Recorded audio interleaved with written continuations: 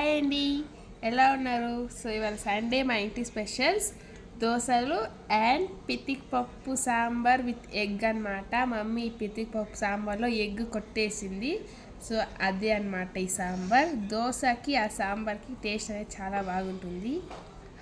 Hi అండి, ఎలా ఉన్నారు? ఈరోజు అయితే మా ఇంట్లో పితికిపప్పు జొత్తులో కోడిగుడ్డ కొట్టేశానండి. ఇక్కడ చూడండి ఎంత బాగా వచ్చిందో. దాని జొత్తుకొచ్చి దోశలు అండి. అది బేరెడ్ల బియ్యము సొసైటీ బియ్యం వేసి దోశ చేశానండి. అది చూడండి ఎంత బాగుందో.